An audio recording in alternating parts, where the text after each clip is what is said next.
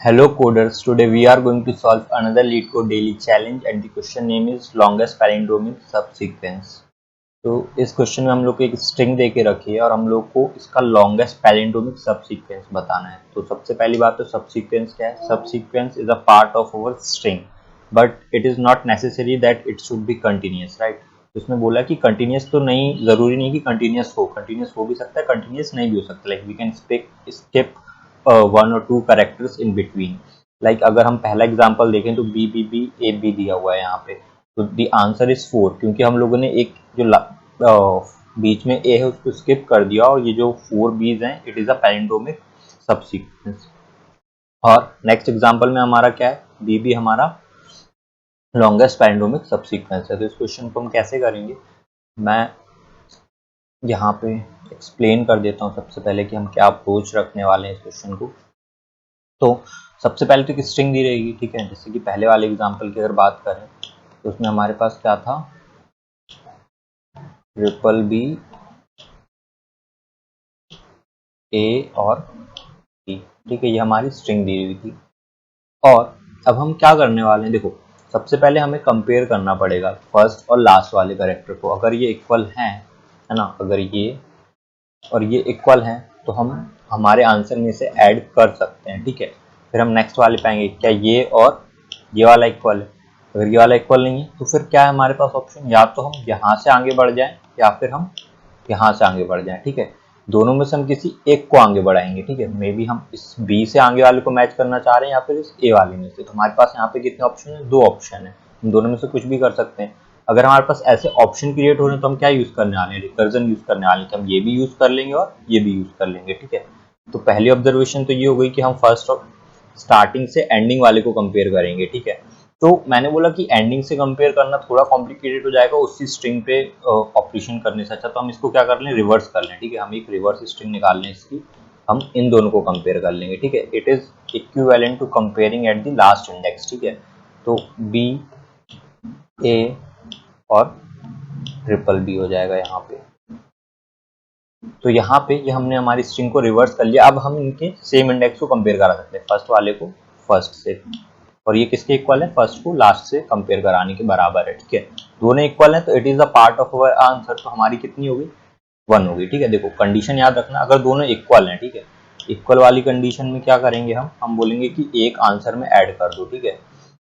हमारी लेंथ क्या हो रही है? इंक्रीज हो रही है, ठीक है। तो हम इक्वल में +1 कर लेंगे। लेकिन अगर हमारा इक्वल नहीं होता तो क्या करेंगे? जैसे नेक्स्ट वाला आया कैरेक्टर, पहला वाला तो इक्वल था, सेकंड वाले पे आया तो हमने बोला कि हम इस बी को यहीं पे रख सकते हैं और इस वाले की हम इसे हम आगे बढ़ा सकते हैं, या फिर हम क्या कर सकते हैं कि इस बी को आगे बढ़ा सकते हैं और इस ए को हम यहीं पे रख सकते हैं, फिक्स कर सकते हैं। तो हमारे पास 2 ऑप्शन हो गए। देखो अगर मैं इंडेक्सिंग की बात करूं तो इसको मैं आई से इंडेक्सिंग दे देता हूँ, इसकी इंडेक्सिंग मैं जे से दे सकता हूँ। तो मैंने बोला जब इक्वल होंगे इन दोनों के कैरेक्टर तो हम +1 कर देंगे और दोनों को ही आगे बढ़ा देंगे। देखो जब दोनों इक्वल होते हैं तो हम बोलेंगे ठीक है, इन दोनों का काम हो गया, अब दोनों के इंडेक्स आगे बढ़ा दो, ठीक है। +1 करके हमें क्या करना है? i+1 कर देना है और j+1 कर देना है, ठीक है।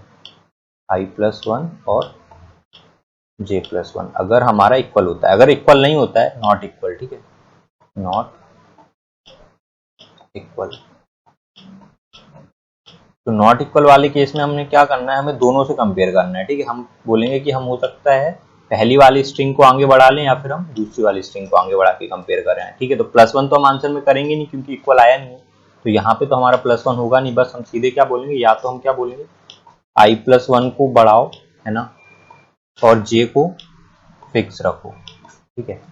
यानी i+1 को हम बढ़ा सकते हैं और j को क्या रख सकते हैं? फिक्स रख सकते हैं। या फिर एक और चीज क्या कर सकते हैं कि i को फिक्स रखो और j को एक आगे बढ़ा दो, ठीक है। फिर आगे सेम कंपैरिजन करा तो इन दोनों में से जो भी मैक्सिमम निकल के आएगा वो हमारा आंसर होगा इस वाले केस में, ठीक है। हम इसमें से क्या लेना चाह रहे हैं, या तो ऐसा कर लो या फिर ऐसा कर लो, ठीक है। यानी पहली वाली स्ट्रिंग से बढ़ा लो या दूसरी वाली स्ट्रिंग से, इन दोनों में से जो भी मैक्सिमम आंसर देगा वो हमारा फाइनल आंसर होगा। तो इसमें हम मैट.मैक्स लगा देंगे, ठीक है। मैक्स इसका निकाल के रिटर्न करा देंगे। तो इतना सी लॉजिक है।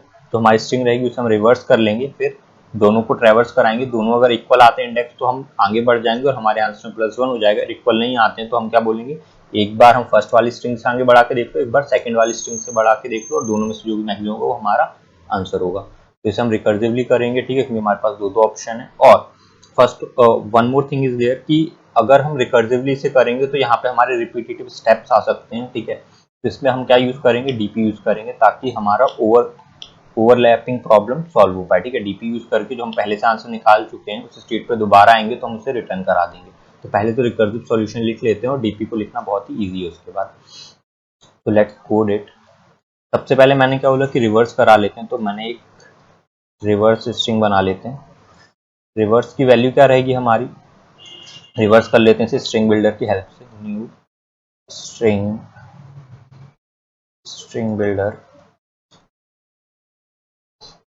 इसमें हम एस डालेंगे, इसे हम क्या कर देंगे, रिवर्स कर देंगे और इसे दोबारा से स्ट्रिंग में कन्वर्ट कर देंगे। ये हमारी रिवर्स स्ट्रिंग निकल के आ गई स्ट्रिंग बिल्डर की हेल्प से।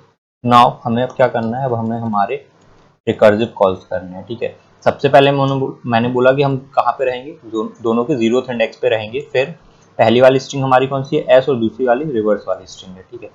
ये चीज़ हो गई। नाउ इस फंक्शन को डिजाइन कर लेते हैं। पब्लिक इंट हेल्पर इंट आई कॉमा इंट जे, ये हमने इंडेक्सिंग दे दी, और फर्स्ट वाली स्ट्रिंग को हम s1 बोल लेंगे और सेकंड वाली को s2 बोल लेंगे, ठीक है। Now not int, it should be string.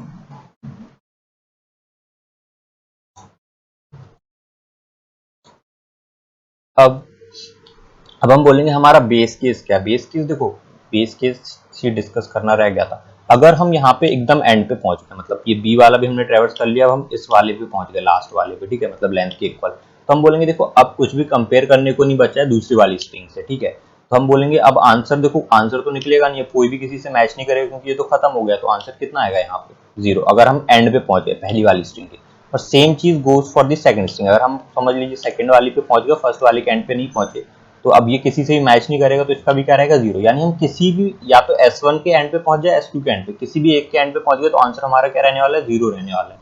तो बेस केस हमारा यही बन जाएगा कि इफ हमारा जो i है ग्रेटर इक्वल्स टू हो जाता है S1 डॉट लेंथ के, ये हमारा पहला केस हो गया, या फिर हमारा j किसके ग्रेटर इक्वल टू हो जाए, S2 डॉट लेंथ के, दोनों में से कोई भी हमारा अगर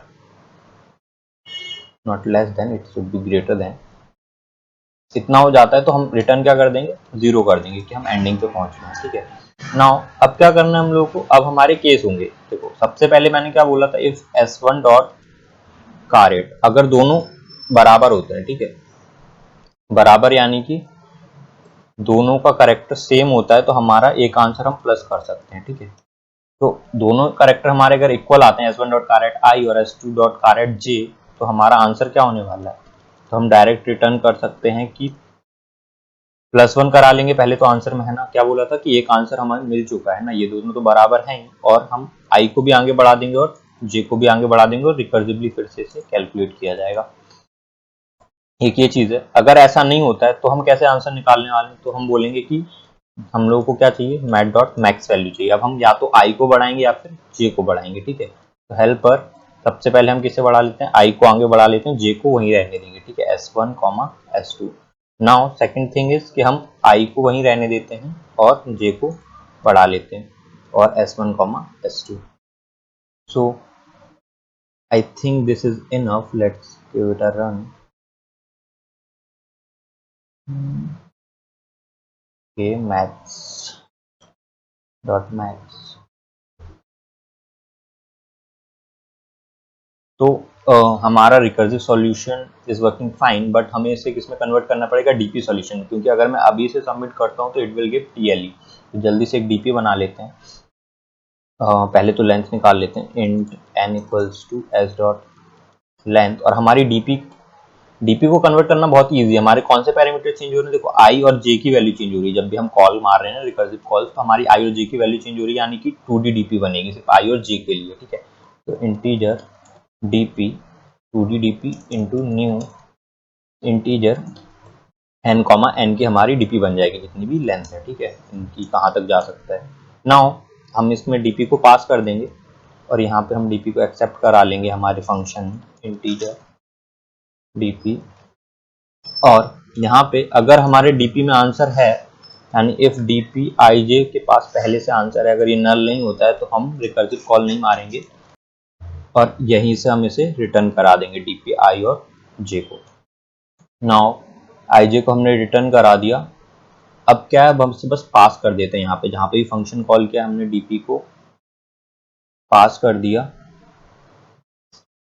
और जहाँ पे भी हम रिटर्न करा रहे हैं उसमें डीपी की वैल्यू स्टोर करा लेंगे। डीपी को यहाँ पे रिटर्न कराया तो आई जे को हम यहाँ पे स्टोर करा लेंगे, और यहाँ पे भी हमने डीपी को पास कराया तो इसे भी हम यहाँ पे स्टोर करा लेंगे। तो ये हमारा रिकर्सिव से डीपी सॉल्यूशन में कन्वर्ट हो गया। इसे एक बार दोबारा रन करके देख लेते हैं। So it is working fine. Let's give it a submit.